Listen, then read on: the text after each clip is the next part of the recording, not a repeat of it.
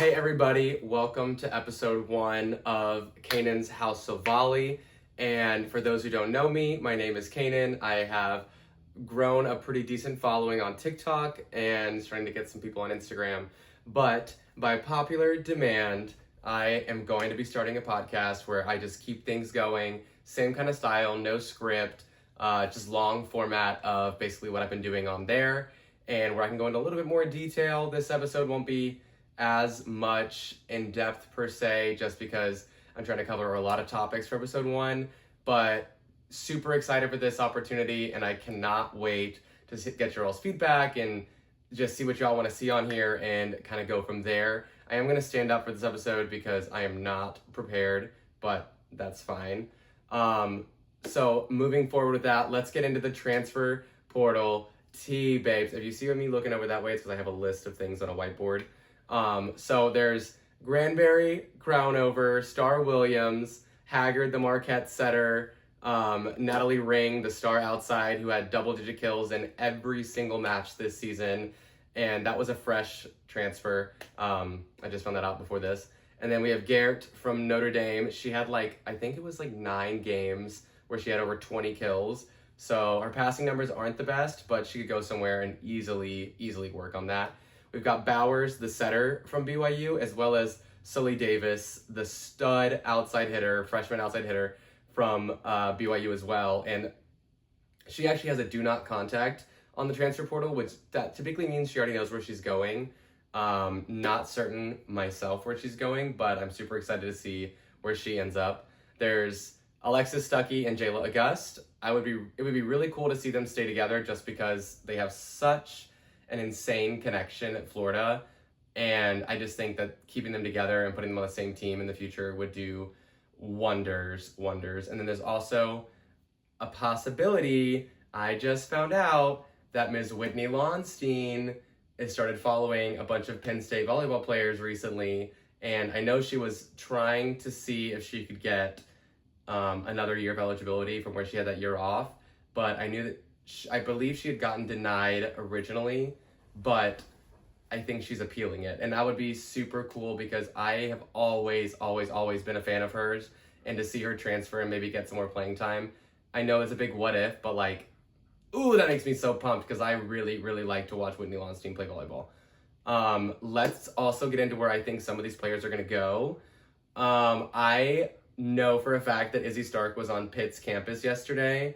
So and she started following some players as well, and I think she's from around there in Pennsylvania, and I think her boyfriend, who we won't get into on here, not a fan, is also from Pitt. So I think that it just makes sense she goes there, and who wouldn't want to set Olivia Babcock? She's incredible, and they have a very good freshman outside coming in, and Izzy's just a really good player, so that's just going to elevate Pitt even more so.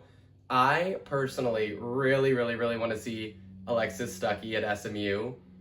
That would probably mean that her and Auguste would not go to the same place because they don't really need a middle. But I know that Auguste also recently started following some Wisconsin players, and Wisconsin definitely needs middles. So I assume that's where Auguste is going to end up going. I would really love to see Alexis Stuckey at SMU. That would be crazy. Oh, I would love it. And then there's a lot of really good setter options with the Marquette setter and Bowers, and there's a million other setters in the portal for people that need a setter. Maybe also Texas A&M for Stuckey, and maybe some of these other setters. I think Sully Davis would look good at SMU. I don't know if they necessarily need another outside, but I could see her and Garrett also being approached by Kentucky. I know Texas will probably go after some of them, but I'm not for sure it would be good for Texas because they have so much talent coming in next year, as well as so much talent already sitting the bench, and that could just create some strife, you know what I mean?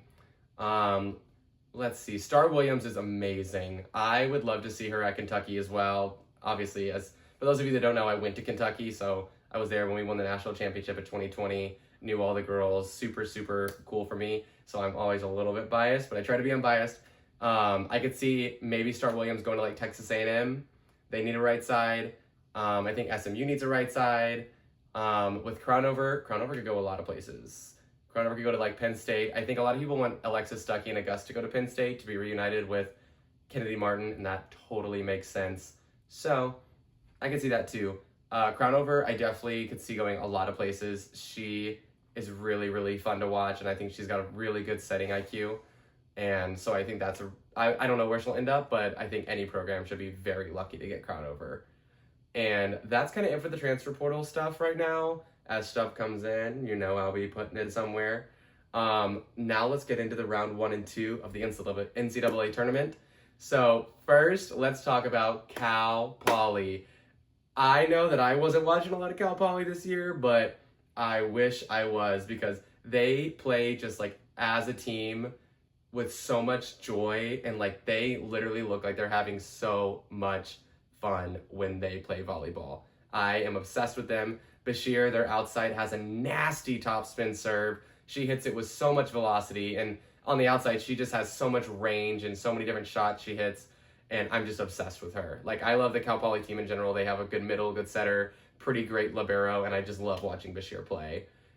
Stanford struggled against Utah Valley. That was a shock for me. Utah Valley played good too, so it's not necessarily anything against Stanford, but I did not expect Stanford to struggle against them at all.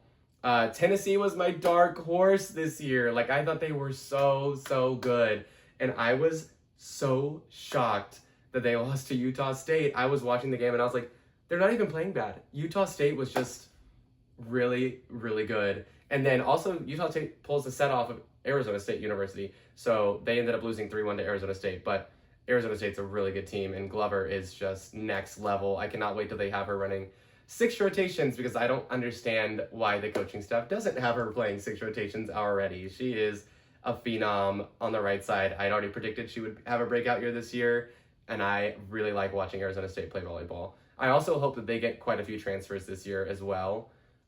Creighton went 5 with Northern Colorado, which was a huge shock because Creighton has just been so good all year and took Nebraska to 5 as well in the non-conference. And so I was just shocked by that. But Creighton's conference is so, I hate to say this term, but easy.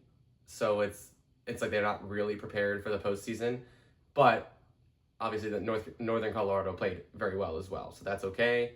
Kansas and Miami was a really good game. I didn't get to watch all of it, but Kansas is on a roll right now. I loved how they played at the beginning of the season, and then they kind of like plateaued. And so now to see them kind of just like find their peak at the right time is really cool for them. My personal, probably 2 favorite matches of this, though, was TCU versus Texas A&M.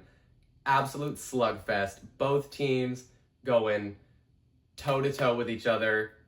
In the end, Texas A&M ends up winning 3-1. Easily could have been a 5-setter. If it went 5, I don't know who would have won, but it was really cool to see Texas A&M get to take that W back since TCU beat them early in the season. But that game was one of my favorites to watch all season. So much good volleyball. And then also Marquette versus Louisville. I really thought Marquette was going to take him out. And I love Louisville, so that's nothing against Louisville. But I love a good underdog story, unless it's Kentucky. Kentucky needs to win. But Marquette looked so good. That's also why I'm kind of shocked they have a couple of their really good players leaving. But maybe they want to go to the Power Four, which totally understand. And then Louisville just came alive. And Chloe Chicoine had herself an absolute night. It was insane. That game was... I was just like, the whole time. And so, yeah, I don't think I was expecting a lot from round 1 and 2, because I think that the committee gave a lot of teams bids that I was like not expecting. But then I was just shocked at how good the volleyball was round 1 and 2. I mean, Kentucky didn't really have that much of a struggle getting there. SMU and Pitt both kind of like coasted. Florida was a good game against SMU too, though, by the way. And shout out to my girl Jaden Livings. I feel so bad for her. Nothing's for sure, but it looked like a pretty serious knee injury, and she's one of my favorites to watch. So I really hope that she gets healthy. Nebraska super coasted, Texas coasted. So we kind of expected all those. But let's get into the Sweet 16 matchups. And for those of you that like to watch my TikToks, don't worry. I will have TikToks for all these matchups because they are hot. Like, I'm so excited. And I'm just going to work top left, top right, bottom right as a bracket so you can kind of follow along the flow there. So first we have Nebraska versus Kansas. I think that Kansas is going to give up a bit of a fight, more than people expect, but I could also still see Nebraska sweeping. But I would love to see Kansas take them to 5 or take a set off of them. I also think it would be good for Nebraska to go 4 or 5 with a team like Kansas, because they haven't really been challenged that much this season, besides the non-conference. So I would really like for them to kind of get challenged by Kansas to prepare them for the future. But I mean, if Kansas were to win, that would be crazy. But Kansas, like I said, is peaking, so that'd be super cool. Texas A&M and Louisville, now this is going to be a game. Right now, I think I took the scale in Texas A&M's favor just because they're a little bit more consistent. Louisville, when they get their blocking going and just like, they're just a little too emotional, so they're like up and down a lot. And then once they find it, it's tough to beat them. Their block is so good. Chloe Chacoin's so good. Peyton Peterson is obviously amazing. Calissa Blackshear on the right side. Not as consistent as I like, but she still puts up absolutely incredible numbers. My keys for that game is just like, you got to keep Louisville out of system if you want to win, because they have 2 really, really good middles. And then I feel like when Cabello's really off the net, her pin location isn't as good as it should be, but she's so strong, so she can push it out there. But for Texas A&M, anytime they struggle, they beat themselves, in my opinion. Walk has such incredible setting technique, and I get so frustrated because she needs to set Ifena Casapala more and Logan Lednicki more. Stowers is incredible, but she cannot carry the team. You have an incredible lineup. You have to set the 2 other hitters before. Like, I feel like they just go to Lednicki out of system or against the flow. That girl is one of the best players in the country. Ifena Casapala, top 3 middles in the country. You have to set them. You have to set them. That game is going to be just crazy good to watch. Pitt, Minnesota. I love me some Minnesota. Anyone that knows me knows how much love I have for Minnesota, but I do think Pitt is taking that relatively easy, unfortunately. They've had so many injuries, but they've made it so far despite their injuries, so good for them. And then we have SMU versus, this is not correct, it's versus Purdue. And SMU lost to them in the season, but even with Jaden Livings out, I don't think SMU's losing that again. I think it'll be 4 or 5 sets, but SMU is hot and Carlson is running the offense. It looks incredible. So I just really think that's how that's going to go, is SMU for sure. But Purdue's great, and Wallard is really good, and Taylor Anderson looks a lot better this season. So I think that they'll give them a struggle, but I think SMU has just really found their groove. And then now we're going to move to the right side of the bracket. So we've got Texas versus Indiana. I think Indiana's done really great, given all the transfers they had out, and good on the coaching staff. I think Texas is sweeping. We have Wisconsin, Stanford, and Stanford has struggled a little bit in the first 2 rounds, but we all know that they are a really great volleyball team. But Wisconsin, ever since Charlie came back, and anyone that knows me knows I'm very skeptical of Charlie's setting. After she got injured and came back, she has been setting phenomenally. And I just don't think that Wisconsin's going to be stopped by Stanford. I think Wisconsin wins in 4, maybe 5. But I don't think Wisconsin's getting touched. Now we have Kentucky, Cal Poly, and this one's tough because I do think Kentucky wins this, but it's really going to matter by how much, because Cassie O'Brien has got to set Lizzie Carr and Asia Thigpen earlier. Usually she just auto sets the outside until we're losing, and then she'll set the middle and the right side. And you just can't do that. You have 2 of the best outsides in the country, but every time you set the middle and the right side, it helps pull the block for the outsides. And that's what I got to say. And Cassie's such a phenomenal setter for a freshman. Definitely, I think my top pick for freshman of the year. I think she will definitely win it. Obviously, having the best outside hitting duo in the country helps, but her stats are still incredible, and her actual setting hands and technique are just unbelievably good for a freshman. She's incredible. So I think Kentucky wins, but I don't think it's an easy win. I think Cal Poly is going to push Kentucky, and it's going to be a really good game. I'm super excited to watch that. And then after that, we've got the last game of the last matchup. It's going to be Arizona State versus Creighton. And given how Creighton struggled, I think Arizona State takes this. But if Ava Martin gets going, it's going to be tough, and Kira Reinhardt. So I think it's going to be a good game, but I do tip the scale towards Arizona State, maybe like a 3-1, 3-2 win. But it'll be a good game. I mean, every matchup this week is going to be phenomenal. So I think somehow I didn't like how the committee planned it all out, but it ended up just falling like perfectly. Like I'm super, super excited for this week. And I don't know, I'd love to see a lot of upsets, but I don't know what to expect at all. And yeah, I mean, I'll definitely have another episode coming out after the Sweet 16 before the Elite Eight and then after the Elite Eight. So I'm super excited to preview those later.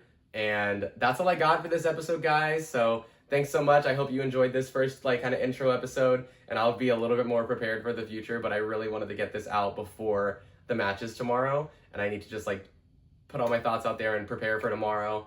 And I'm just so excited and grateful for the platform and opportunity you guys have given me. And if you want to see anything, see any people, I've got a great lineup of like 3 or 4 people right now that are going to come on here. A couple after season's over, but I'll keep those names silent until it gets closer. But if you want to see any players, coaches, do any collabs, like you all got to let me know what you want to see. And so that's all. I will see you guys next time.